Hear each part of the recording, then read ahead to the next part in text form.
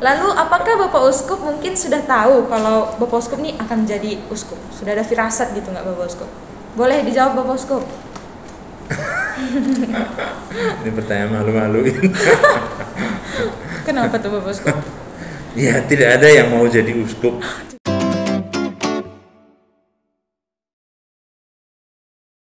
Kita lanjut ke fakta yang selanjutnya Bapak Uskup. Katanya Bapak Uskup akan sakit perut jika makan keju. Itu benar Bapak Uskup? Tidak benar juga. Oh, tidak benar. Tidak benar ternyata Sobat Kristiani. Karena Aduh. saya suka keju. Suka keju ternyata. Kayaknya The Xavier ini agak salah ya mencari narasumber tentang fakta yang ini ya. Berarti Bapak Uskup suka keju ternyata ya. Keju. Dan nggak pernah sakit perut kalau makan keju. Tidak pernah sakit perut. Begitu ternyata. Oke Bapak Uskup, kita lanjut aja ke fakta yang selanjutnya. Katanya Bapak Uskup itu penggemar Barcelona. Dan ketika Messi keluar dari Barcelona pindah ke Paris, Bapak Uskup sedih dan bahkan hampir menangis nih katanya. Benar Bapak Uskup? Tidak benar juga. Tidak benar juga. Artinya, saya punya kaos Barcelona memang, tetapi saya juga punya kaos Klub yang lain? Real Madrid. Oh. Saya pernah diberi oleh orang umat dari Eusebio kaos dengan nama saya di belakang Real Madrid itu. Oh gitu. Dengan nomor rumah. Punggung? Nomor punggung itu rumah di Muntila. Oh, nomor punggungnya nomor rumah. Nomor rumah. Berarti Jadi sebenarnya saya tidak fans pada salah satu. nggak fanatik ya Bapak Uskup, semuanya disukai ya. Gitu. Kita lanjut nih ke fakta yang terakhir Bapak Uskup. Katanya Bapak Uskup itu pernah menjadi presenter di Indosiar. Benar Bapak Uskup? Tuh. Itu ceritanya gimana Bapak Uskup? Kok bisa jadi presenter, jadi imam? Dulu Ceritanya. karena Indosiar waktu itu menggantikan seorang pastor yang biasa memberikan pengantar untuk misa Natal Paskah di Vatikan. Nah, saya menggantikan beliau atas rekomendasi beliau juga. Dan sejak itu waktu itu masih tahun 2012 sebelumnya ya. Beberapa kali saya memberikan itu pengantar dan menerjemahkan juga khotbahnya secara langsung, karena kalau Anda sekalian tahu khotbah paus itu kadang-kadang diberikan pada waktu yang sudah mepet gitu pada Indosiar, sehingga kadang-kadang tidak sempat untuk menerjemahkan langsung dengan pakai mesin. Maka harus cari orang yang memang bisa berbahasa Itali. Mereka berpikir bahwa saya sekolah di Itali itu berarti sekolah di Vatikan. Tapi sebetulnya pada waktu Natal Paskah sebenarnya saya lebih suka bekerja di kampung. Bukan di kampung, bukan pulang, tapi di kampung-kampung. Jadi bukan di Roma. Bukan di kota ya berarti. Oh gitu ceritanya. Berarti itu waktu Bapak Uskup ada di Jakarta ya? Itu di Jakarta. Gitu, segitu aja sih Bapak Uskup, kita mendapatkan fakta-fakta menarik tentang Bapak Uskup. Tadi ternyata ada yang salah juga nih, mungkin kami salah mencari sumber ya Bapak Uskup. Nanti lain kali kita cari lagi nih fakta yang lebih menarik lagi tentang Bapak Uskup. Oke Bapak Uskup, tadi sesi 2-nya udah selesai, sesi fun fact-nya udah selesai, dan kita akan lanjut ke sesi yang ketiga. Jadi OMK sudah mengirimkan pertanyaan-pertanyaan untuk Bapak Uskup yang sudah ada di kartu-kartu ini. Nanti Bapak Uskup akan pilih tunjuk satu dan aku akan membacakan pertanyaannya, lalu Bapak Uskup boleh menjawab. Oke Bapak Uskup? Oke. Kita mulai aja, boleh dipilih Bapak Uskup. Oke, pertanyaannya datang dari Eriko Marcelino Gea, Stasi Santo Ambrosius Tabing, Paroki Santo Fransiskus Asisi Padang. Bapak Uskup, apa aja yang harus dipersiapkan sebelum petahbisan? Boleh dijawab Bapak Uskup. Terima kasih pertanyaannya. Memang sebelum petahbisan ini ada banyak hal yang harus diurus, terutama karena kita masih dalam level yang cukup mengkhawatirkan PPKM untuk pandemi. Ya, masih PPKM, maka panitia harus dengan teliti mempersiapkan protokol kesehatan dan segala macam. Tapi terima kasih karena sudah ada orang-orang yang mempersiapkan itu. Pertama-tama saya sendiri yang mempersiapkan batin, mempersiapkan diri, membuat telinga lebih, maksudnya lebih lebar, supaya bisa mendengar lebih banyak keluhan suara orang, membuat hati lebih lapang dan lebih bebas gitu. Maka beberapa hari yang lalu saya sudah menyepi untuk mempersiapkan diri berjumpa dengan Tuhan secara lebih personal, dan memang menyiapkan dengan demikian acara yang nanti ditunggu-tunggu itu supaya bisa berjalan dengan lancar seperti yang diharapkan. Oke, itu tadi. Terima kasih Bapak Uskup untuk jawabannya. Kita lanjut nih ke pertanyaan yang kedua. Boleh dipilih Bapak Uskup. Ini. Pertanyaan datang dari seseorang yang tidak ingin disebutkan namanya. Dia berasal dari Santo Ambrosius Tabing, Paroki Santo Fransiskus Asisi Padang.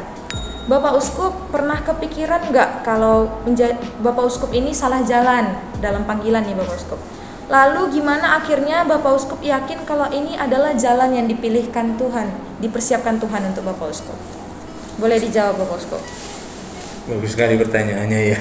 Maksudnya berani sekali yang nanya. Memang pertanyaan yang tidak mudah dijawab. Siapa yang tahu jalan?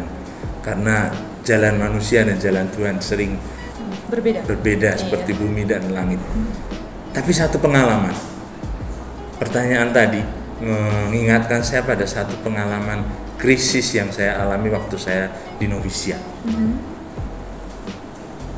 Tidak diterima di Serikat Yesus, lalu langsung memilih Xaverian, seperti seolah-olah mengganti semua ideal atau cita-cita sebelumnya ke satu pilihan yang lain, ya, tujuan yang lain. Apakah saya tidak salah jalan? Pada waktu itu saya sempat berpikir. Pasti ada keraguan-raguan ya Bapak Uskup? Iya, muncul keraguan-raguan, jangan-jangan memang sebenarnya panggilan saya dulu menjadi Serikat Yesus, tapi ternyata saya sekarang menemukan diri di Serikat Xaverian. Saya bicarakan itu kepada magister saya, pembimbing saya, dan saya disambar beledek waktu itu. Artinya betul ditampar secara rohani ya. Dikatakan, kalau kamu percaya bahwa semua yang sudah dialami itu rahmat, kenapa ragu-ragu? Meragukan rahmat itu dosa. Waktu itu merinding saya. Waktu itu saya langsung berpikir, iya betul, kalau percaya sudah. Maka Yesus yang mengatakan pada murid-murid yang minta, tambahkan iman kami. Yesus mengatakan, kalau kalian punya iman sebesar biji sesawi saja, kalian bisa pindahkan gunung. Itu artinya kalau kita percaya, jangan ragu. Maka saya percaya kalau tidak salah jalan, ya, dengan bantuan rahmat Tuhan, Tuhan yang akan membantu menyempurnakan. Jadi intinya percaya dan jalani aja terus ya Bapak Uskup. Tuhan yang akan mengarahkan kita kemana. Pasalnya itu kadang-kadang akan tersusun sendiri. Sepertinya ini bukan kebetulan. Orang yang beriman melihat peristiwa-peristiwa itu sebagai satu jalan, bukan kebetulan. Tidak ada yang kebetulan ya Bapak Uskup. Sudah disusun sama Tuhan sedemikian rupa untuk kita. Kita hanya bisa bersyukur sebenarnya. Benar sekali. Terima kasih jawabannya Bapak Uskup. Kita lanjut ke pertanyaan yang ketiga. Boleh dipilih Bapak Uskup. Oke, siapakah dia? Wah, ini agak panjang nih Bapak Uskup. Pertanyaan datang dari Felix Rolandus Sujono, OMK Santo Fransiskus Asisi Padang, Paroki Santo Fransiskus Asisi Padang. Pertanyaannya, banyak sekali mahasiswa Katolik yang tersebar di seluruh universitas negeri dan swasta di Keuskupan Padang ini, khususnya wilayah Padang, baik dari wilayah keuskupan kita ataupun dari luar. Walaupun perkuliahan agama Katolik merata didapatkan setiap mahasiswa Katolik, namun saya sangat prihatin dengan keadaan beberapa mahasiswa yang karena keterbatasan jarak ataupun transportasi yang kurang memadai untuk kebutuhan iman mereka. Tidak jarang beberapa dari teman-teman mahasiswa ini karena kurangnya pendidikan iman malah terpengaruh sehingga jauh dari lingkungan gereja dan bahkan lebih parahnya lagi memilih untuk pindah keyakinan. Pertanyaannya, bagaimana pendapat Bapak Uskup mengenai hal ini dan apa yang bisa dilakukan oleh keuskupan ataupun paroki dari keuskupan kita untuk mengatasi keadaan ini? Terima kasih Bapak Uskup. Boleh dijawab Bapak Uskup? Iya, mungkin jawaban tidak akan sebanyak pertanyaannya kali ini mengandaikan sesuatu yang lebih luas lagi. Ya. Tapi terima kasih siapa tadi, Felix. Iya. Ya. Yang melihat bahwa inilah tantangan kita bersama. Bukan hanya di Keuskupan Padang saja, saya kira di mana-mana. Tapi zaman sekarang generasi kalian yang sudah menjadi semakin siap menanggapi tantangan digital ini, ya. Terus terang, kalian bisa menemukan banyak hal di dalam dunia internet itu, yang baik dan yang buruk. Betul. Nah, kadang-kadang benar yang dikatakan tadi, sering orang yang tidak kuat pendidikan imannya. Nah, bagaimana kita harus menanggapi ini? Pertama-tama, mari kita bersama-sama melihat bagaimana kita bisa saling membantu untuk mengembangkan pendidikan iman. Menyalahkan orang tua saja yang tidak memberikan pendidikan iman yang baik tidak bisa. Menyalahkan pada pastor paroki atau para katekis di gereja juga tidak bisa.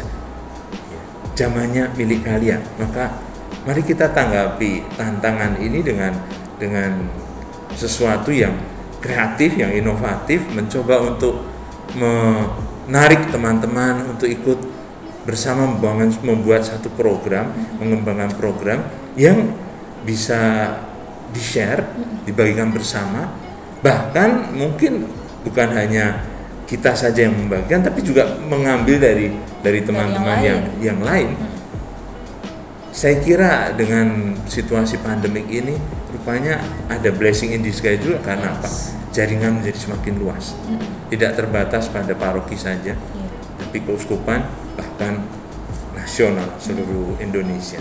Berarti intinya itu harus tumbuh juga dari dalam dirinya masing-masing, dan terutama untuk kita nih milenial bisa memanfaatkan yang sudah ada, internet, bisa mendapatkan yang dari mana-mana sudah kita bisa temukan ya Bapak Uskup. Harap-harap kalian yang sudah biasa juga dengan bahasa Inggris, yang lebih pintar, tidak hanya mengambil siaran di dalam negeri saja, tapi juga dari luar negeri. Misalnya channelnya Father Mike itu sangat disukai oleh anak muda, karena menjelaskan sesuatu yang sangat penting dalam iman kita dengan bahasa anak muda. Father Mike Schultz itu dari Amerika. Bisa lihat di YouTube sebenarnya. Itu boleh nanti dilihat tuh teman-teman YouTube-nya. Nanti akan dibantu tuliskan. Bicara hal-hal yang berat tapi dengan sesuatu yang sangat jadi lebih ringan dan bisa diserap oleh anak muda ya Bapak Uskup. Oke Bapak Uskup, terima kasih untuk jawabannya. Kita lanjut ke pertanyaan selanjutnya. Boleh dijawab? Tengah lagi. Oke, tengah lagi. Siapakah dia? Oke, pertanyaan datang dari Sance Siregar, OMK Santo Ambrosius Tabing, Paroki Santo Fransiskus Asisi Padang. Selamat datang Bapak Uskup, saya Sance Siregar. Saya mau bertanya, bagaimana rencana Bapak Uskup ke depannya untuk orang-orang muda Katolik secara umum dan kelompok orang muda serta organisasi masyarakat pemuda Katolik di Keuskupan Padang ini? Hal ini juga saya khususkan pada kaderisasi kader-kader Katolik yang semakin hari semakin lemah dan lemas, terutama di Keuskupan kita. Terima kasih, salam. Boleh dijawab Bapak Uskup? Ini masih berkait sama pertanyaan tadi ya. Iya. Kembali lagi pertama-tama ke diri teman-teman sendiri. Ya, kita mencoba untuk ke depan nanti memberikan fasilitas yang seluas-luasnya untuk membantu bagaimana kreasi dan inovasi dari teman-teman gitu. Jadi kaderisasi itu mulai dari bawah gitu. Kalau dari atas bukan zamannya lagi sepertinya. Tapi saya mau ingatkan bahwa di Keuskupan Padang itu kepemudaan terkenal dulu ya. Bukan karena pastor-pastornya pintar nari atau pintar nyanyi, tapi justru teman-teman sendiri pintar untuk membuat modul-modul itu menjadi begitu kreatif sehingga akhirnya bisa membuat orang menari dan memakai gerakan-gerakan itu untuk memberikan satu nilai. Ini saya kira muncul juga dari teman-teman muda sendiri, muda-mudi sendiri. Maka itu jangan merasa minder tapi kembali lagi meningkatkan gengsi bahwa kepemudaan di Keuskupan Padang dulu pernah berjaya. Lalu kita cari sama-sama caranya, kaderisasi yang bagaimana yang cocok untuk zaman sekarang. Berarti tadi intinya Keuskupan akan memberi wadah seluas-luasnya, dan tentunya diharapkan inovasi dan kreativitas dari teman-teman muda itu sendiri ya. Jadi dari kita oleh kita untuk kita juga. Oke Bapak Uskup, kita lanjut nih ke pertanyaan selanjutnya. Boleh dipilih Bapak Uskup. Tengah, kiri, paling pinggir. Oke, pertanyaan datang dari Malvin Faril Adil Maruao dan seseorang yang tidak ingin disebutkan namanya. OMK Santo Fransiskus Asisi Padang, Paroki Santo Fransiskus Asisi Padang. Bagaimana perasaan Bapak Uskup ketika terpilih menjadi uskup terpilih di Keuskupan Padang, dan pada saat diberitahu Bapak Uskup lagi ngapain sih? Lalu apakah Bapak Uskup mungkin sudah tahu kalau Bapak Uskup nih akan menjadi uskup? Sudah ada firasat gitu nggak Bapak Uskup? Boleh dijawab Bapak Uskup. Ini pertanyaan malu-maluin. Kenapa tuh Bapak Uskup? Ya, tidak ada yang mau jadi uskup. Tidak ada yang mau jadi uskup. Mana mau firasat? Oh iya ya. Seolah-olah tidak ada yang memang, karena tahu bahwa tugas uskup itu berat sekali kan. Maka siapa yang pikir bahwa saya akan jadi uskup, saya juga tidak berpikir langsung. Maka ketika ditanya tadi perasaan apa ketika saya mendengar pertama kalinya terpilih menjadi uskup, itu sebenarnya sudah 1 bulan sebelum pengumuman resmi. Jadi saya sudah tahu tapi tidak boleh bilang, tidak boleh bicara pada siapapun gitu. Waktu saya diberitahu itu, waktu saya dipanggil sudah ada sesuatu yang berkecamuk, karena itu bukan panggilan yang biasa, pertama dan biasa, panggilan oleh duta besar gitu.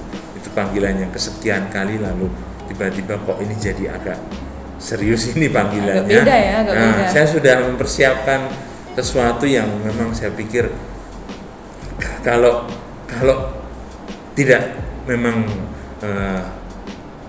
keberatan itu tetap ada gitu kan sebelumnya.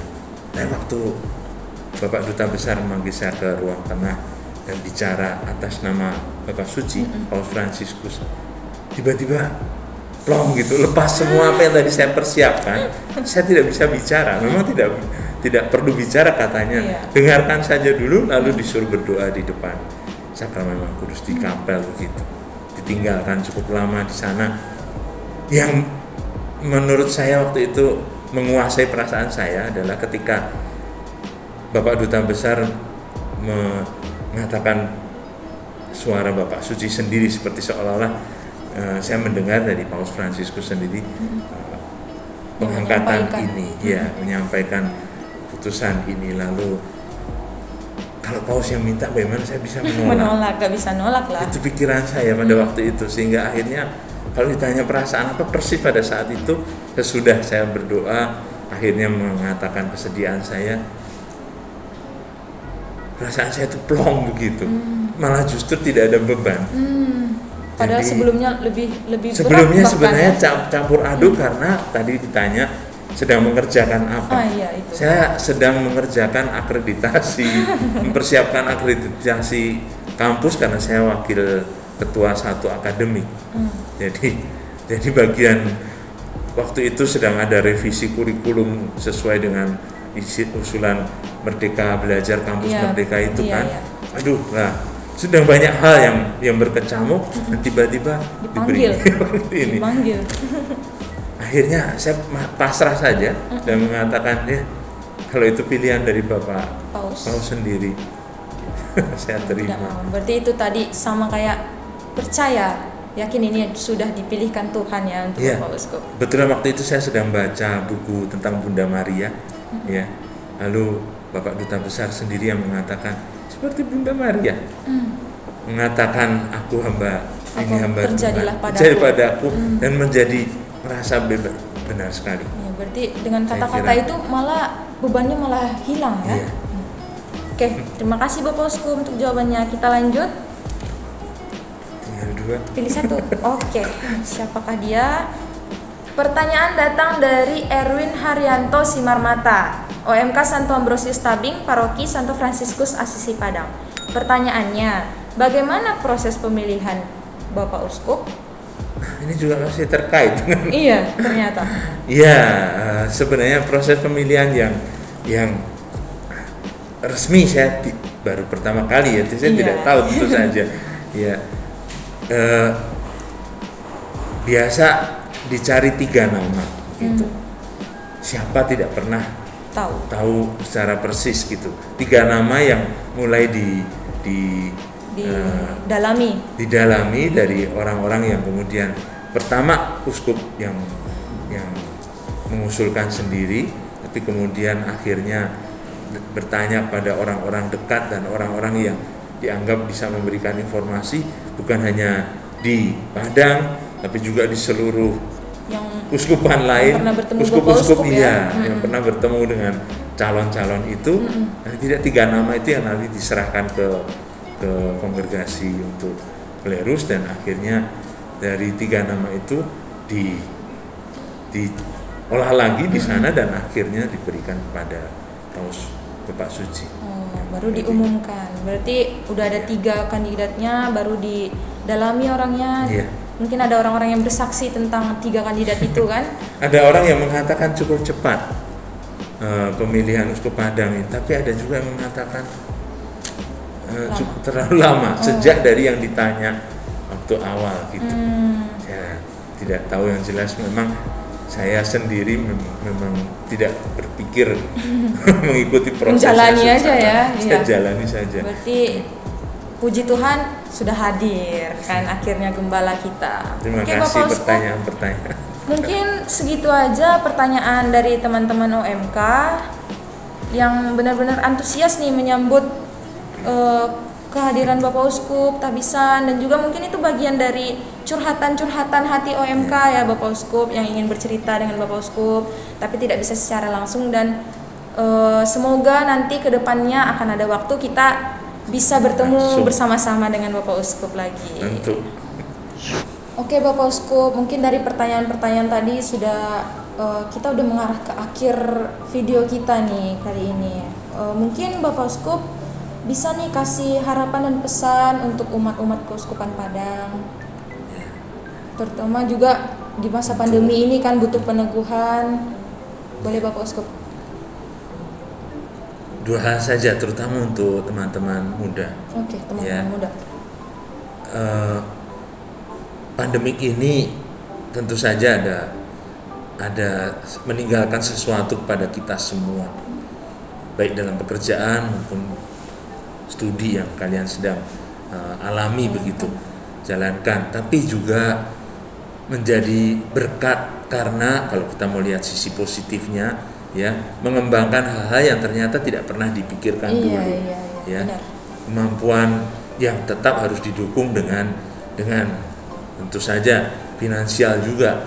Kalau sinyal dan wifi yang semakin bagus, saya kira dengan peralatan yang semakin canggih kita bisa buat sesuatu. Bisa berkarya lebih. Maka saya percaya di situ.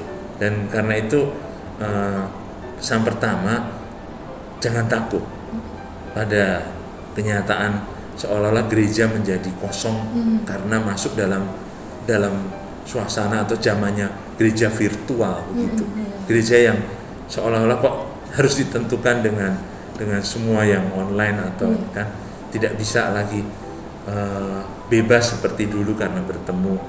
Tapi jangan takut, maka itu kalau tidak bisa bertemu secara langsung karena kita masih tidak tahu pandemik nanti akan menjadi endemik, ya, buat banyak pertemuan dengan Zoom, dengan segala macam aplikasi yang memang bisa, ya.